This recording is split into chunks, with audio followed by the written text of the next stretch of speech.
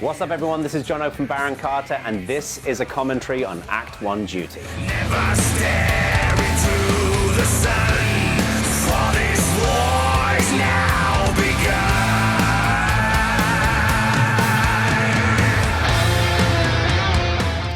You know, Act 1 Duty, of the 4 songs on Step Into the Plague, was the one that I think I was most excited about and potentially the most invested in. You know, when I think about Devil to Send, Out of Time, Truth to Power, like they're metal songs, they're rock songs, and they're a bit more of a known quantity. They're different in their own individual ways, but with Act 1 Duty, you know, this song is a story that goes through 3 different phases, and it was very important to me that the story was, 1, authentic, and 2, that the lyrics really matched and mirrored the music that was going on as well, and that everything felt connected together. You know, and the fundamental story of this song is not new in music, and it's not new in film or anything like that. It's the story of a boy who goes to war. And the first part of the song is where he is, you know, is in this village, and he's spent his whole life living there with his family and his friends. And then it starts repeatedly getting attacked by an aggressive enemy. And then the second part of the song is where he decides, you know what, I'm going to go, I'm going to fight for my people, I'm going to go to war. And he gets juiced and amped up on the promise of power, the promise of being powerful and learning to be a fighter, and the patriotism of all of that kind of stuff, and kind of going out there and training for war. And then the third and final part of the song is where he goes to war and he realizes just how terrifying and how unbelievable this situation is to be in. So I wanted it to kind of walk through those 3 different pieces. The reason why it's actually called Act 1 Duty is because I'd written this song in 3 acts. And the first act, the very first part of it, was Act 1 Duty. And then when I'd written most of the music, I thought, this needs to be part of a broader narrative that was very much inspired by Muse.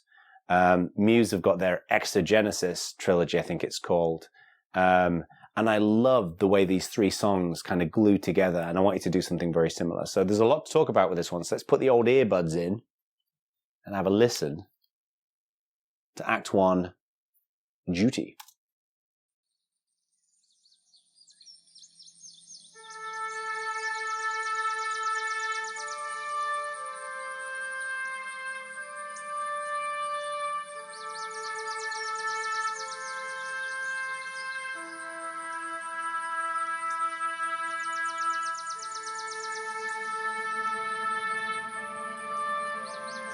So just at this beginning part of the song, like this first act of Act 1 is of Act 1 Duty. It's complicated. Like I say, this is where he's at home in his village, he's with his people, just a very serene kind of life. And I wanted this kind of this slow kind of horn sounding, this kind of piece that's there. I wanted it to feel very relaxing, and that's why you can hear the little kind of birds in the background and all the rest of it.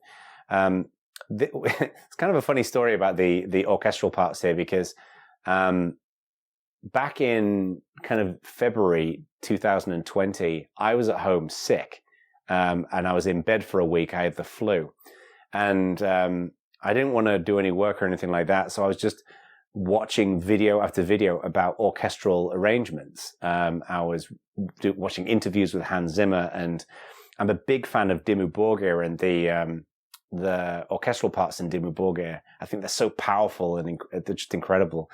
And I wanted to bring in some of this into Baron Carta, but I had absolutely no idea how to do it. And then, you know, I managed to wrestle myself out of bed one day when I had enough energy, and I went up to my studio up in here and just started coming up with some ideas. And what you hear in Act 1 Duty is actually the first idea that I came up with. It's the original thing that I recorded when I was sick as a dog. In fact, in retrospect, I was pretty convinced I had coronavirus later on, because I had the symptoms of coronavirus before it became a big thing, before the global pandemic really kind of kicked off.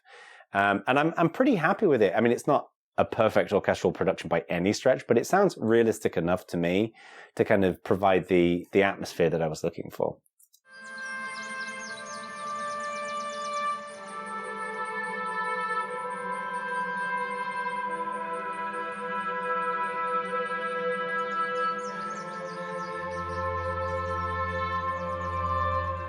You know, one of the things I love about music is the way it moves you.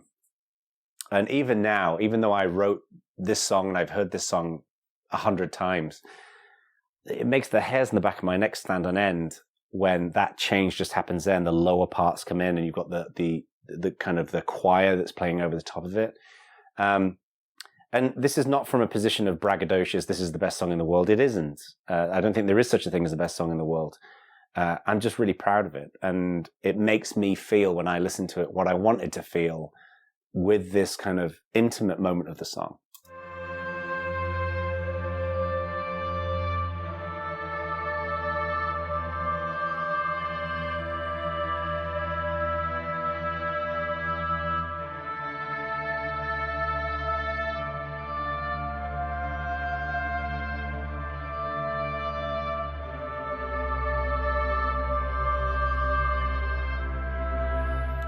One other thing to mention about this part is it's kind of a long intro.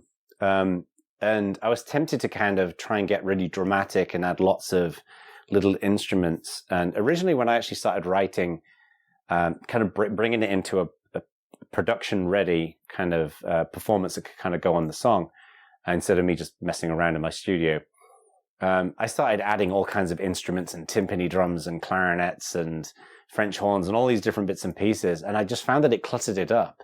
So it's actually pretty simple. It's not a complicated bit of music at the beginning. And I don't think it needs to be. And I think, some people may think, oh, it kind of goes on a bit, but I think it needs that. Sometimes you need things to breathe for a certain amount of time to have the right feel for them.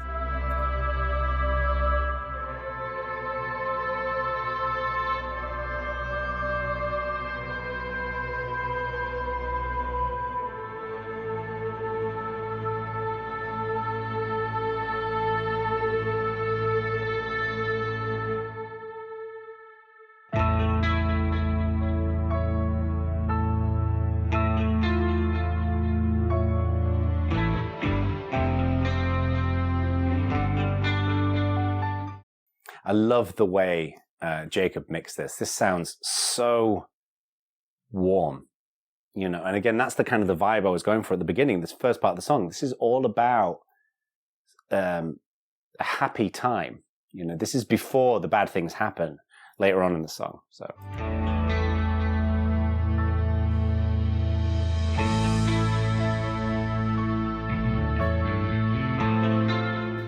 I wanted the bass as well to play a real key role here. So you'll hear that the bass is really the instrument that's adding the melody.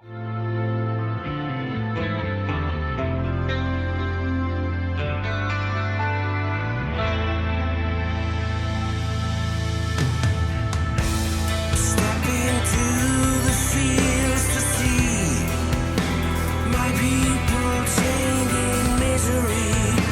The ancients are this war.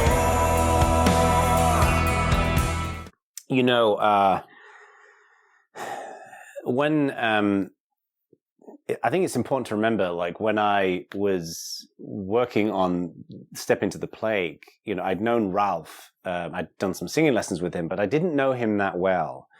And he'd recorded some of the songs, and I was super happy with the vocals. And I also was very self-conscious about wanting this to be a good experience for him, because I'm a big fan. I've been a big fan of Primal Fear and Gamma Ray for so many years. But I was nervous about this song in particular, because I had a very, very explicit set of views about what I wanted this song to sound like vocally.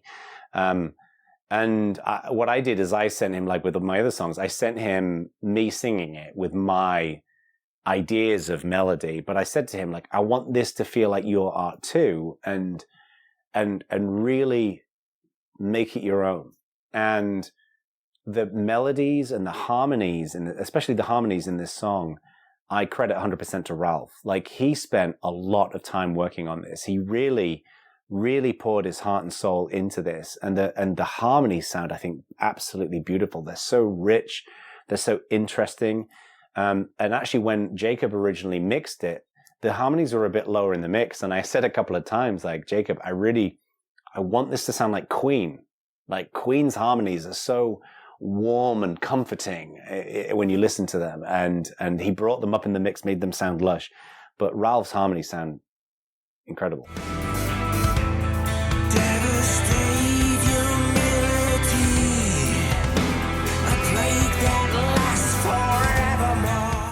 Also, I mean, notice his singing it's gentle, but it's also got power there. This is one of the things I think it makes him such a wonderful singer, is he's able to sound like he's caressing the microphone without sounding like a creepy weirdo. It's gentle, which is what this part of the song needs, but it's got that breadth to it, which I think is really cool. But what I think is so amazing about Ralph is later on in the song, like when we're in the war part, in the third part of the song, he sounds just fucking evil, like just so snarly. And I think that range is remarkable. It's not just about octaves.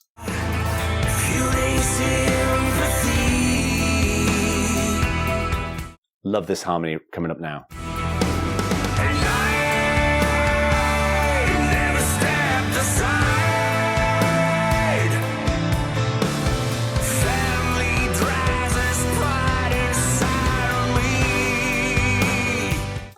That line that you just heard, family drives his pride inside of me, that was, I don't know why, but for me, one of the most critical lines in the song that we had to get right.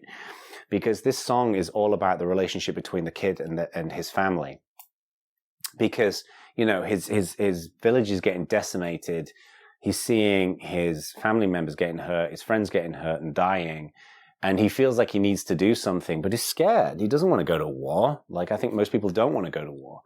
But it's very clear that his family feels like this is his honor, this is his future, this is what he needs to do. And that one line about his family, I wanted it to really like stick out in the mix, really stick out and be heard by the listener, because I think it's an important part of the story.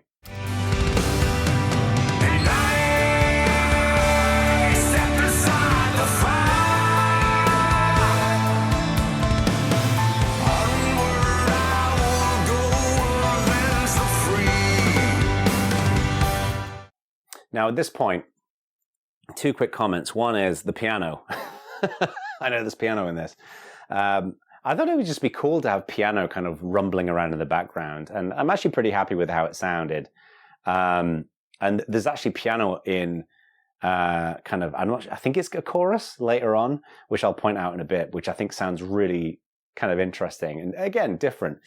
But the next part of the song is where the kid's going out to war. This is where, in my mind, when I was writing the lyrics and I was writing the song, I envisaged him in a bus on a windy road covered in rocks and gravel, just heading out to training camp, a little bit nervous with his little bag, but he's excited and he's scared and he feels like this is what living is really all about. And this is where the lyrics reflect that.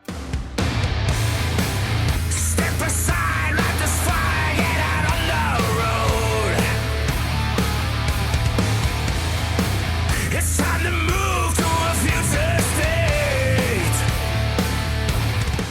You know, one of the things I've talked about in some of these commentaries is the importance of light and shade. And for me, with Baron Carta, I don't want it to ever sound predictable. I want there to be lots of variation and lots of interesting textures to the music.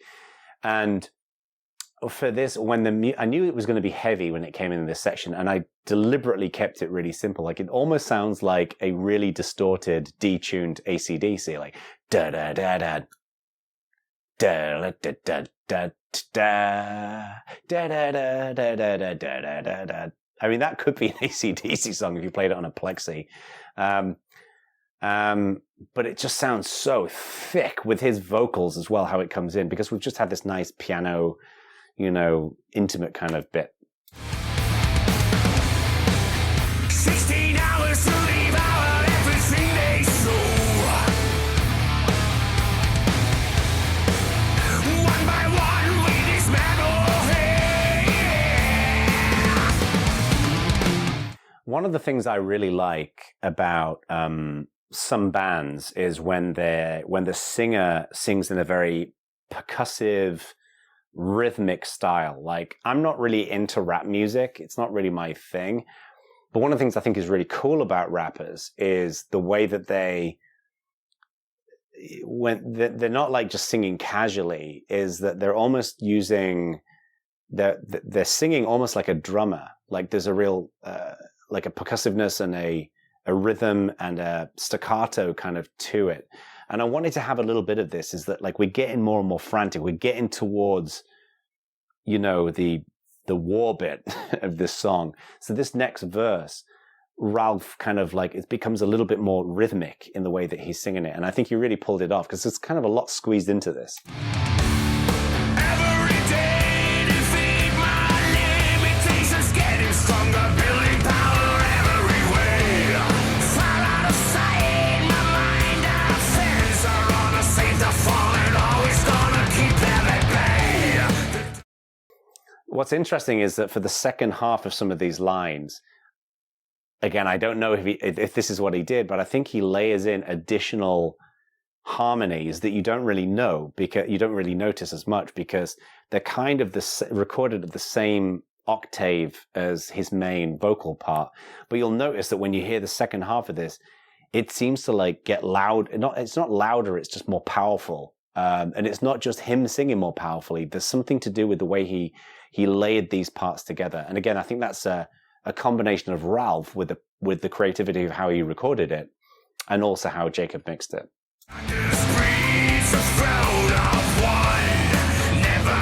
I mean, just listen to his vocals now, and listen how he's got this like the snarl to it that's kind of like this real thick low end compared to how gentle it was earlier on in the song. You know, and then let's not forget that Ralph can do the wah, but just think how thick and how big his lower octave is here. I think it's amazing. He's such a great singer.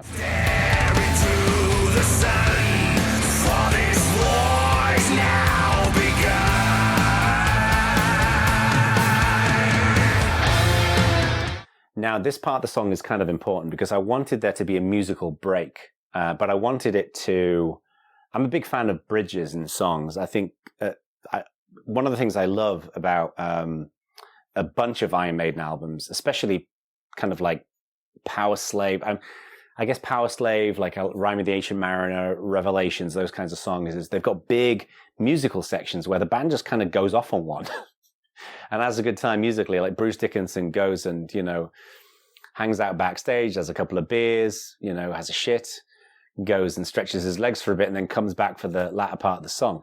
And I wanted to have like a little bit of a musical kind of interlude here, because again, the whole point of this song is to sound a little bit cinematic and almost like the kind of music you might hear in a play.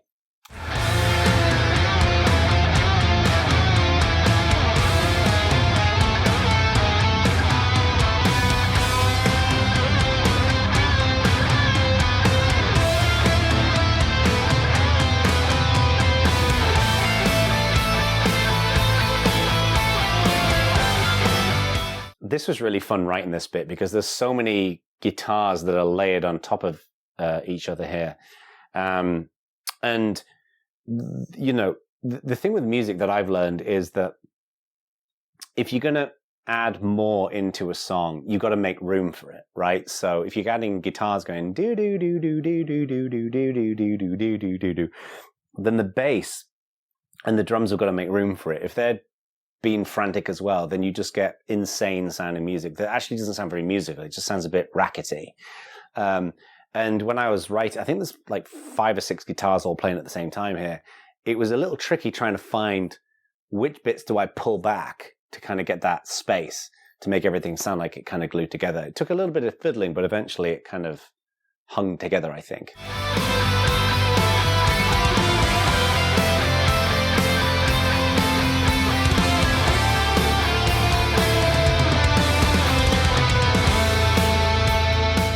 One thing that's a little subtle here that I wanted to pop out more in the mix, and it doesn't Jacob did an amazing job, but it still doesn't pop out as much as I would like it. But the bass here is very repetitive. It kind of goes do, do, do, do, do, do, do, do, do, do, do, do, do. It just kind of gets repetitive. I was going to say it gets repetitive over and over, but that's the definition of being repetitive, is that it's over and over.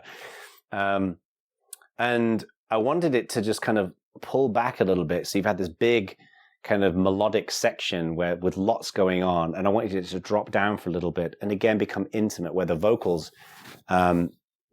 section kind of lightens up a little bit, because we're going to go heavy again a little bit later on.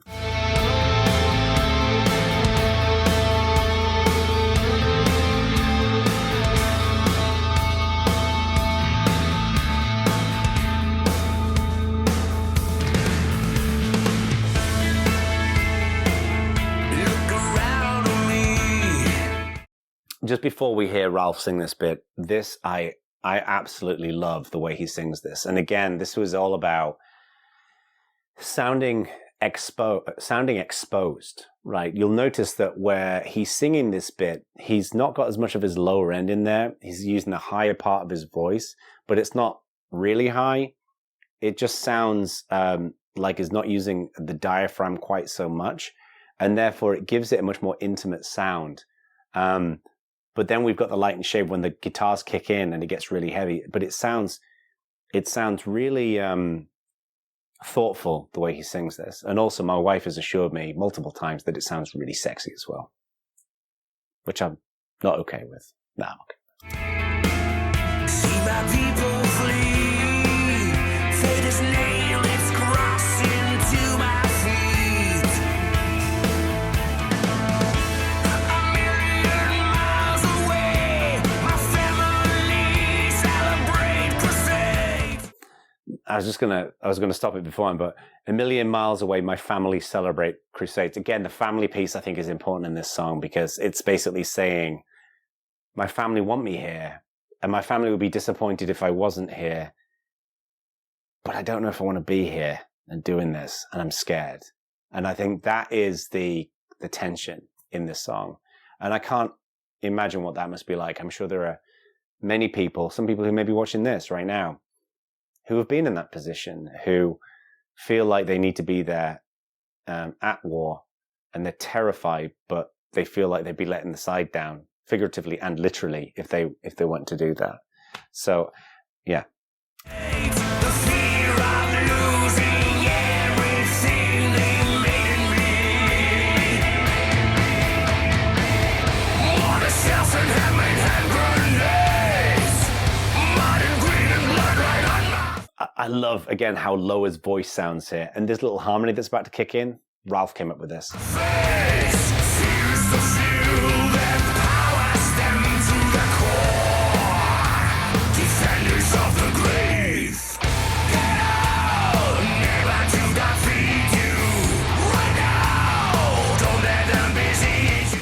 This might sound fairly simple in terms of the vocal structure, like get out, never do.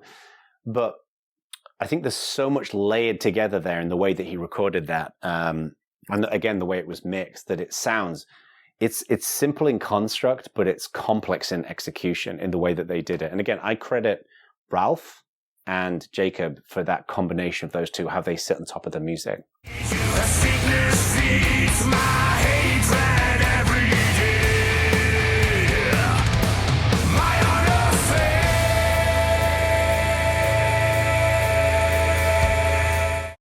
If you listen to that bit where he says, my honor fades, and we might be able to hear a little bit of it when I press the space bar, Ralph recorded a super low, it's like, oh, kind of bit of the vocal, because he's like layering all of these different octaves together, so you get this really big sound, and hopefully we'll be able to hear a little bit of it.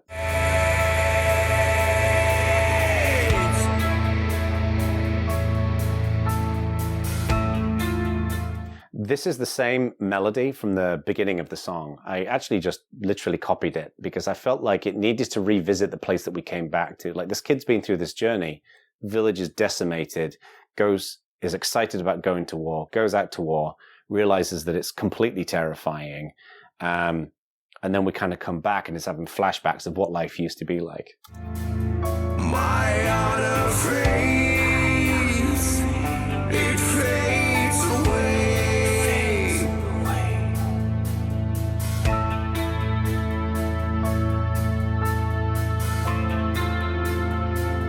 My honor fades, it fades away. I just love the way he recorded that. One thing that was really important to me, and I don't know why, but I wanted there to be a breath at the end. So you'll hear in just a second, he goes, ah. I don't know why. It just seemed like a good idea at the time, but I think it sounds cool.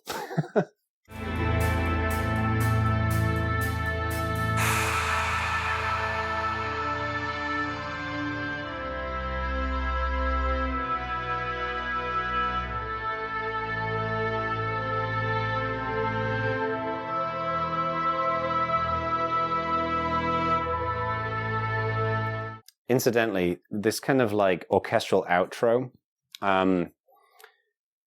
the idea for this actually came from listening to a whole bunch of Ghost. So I love Ghost. I think they're an absolutely amazing band. And Tobias Forge is just a mastermind when it comes to music.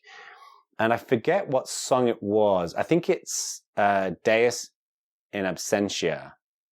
Has got this kind of like creepy old church choir kind of outro with an orchestra, if I remember right, just once the song had finished. And it seemed like a bit weird that you just bolt this bit on the end, but I kind of think it works. And I felt like, oh, I should try and do this for Act 1 duty as well. And I quite like the effect.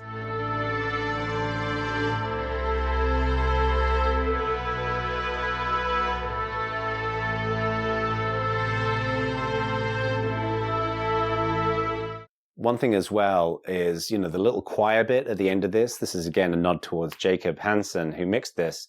But he adds some kind of like supermassive reverb on the end of this. And when the choir ends, it just sounds like it's just echoing forever, like into an endless cave. I love the way this sounds. And this was very deliberately going to be the fourth track on on Step Into the Plague. So I wanted the listener who listens to Step Into the Plague to kind of finish listening to it with a real sense of like, wow, there was kind of a lot happened there. And that kind of airiness of that reverb, I think, gives that sensation.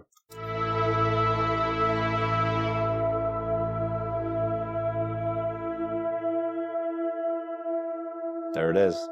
There it is. Alrighty.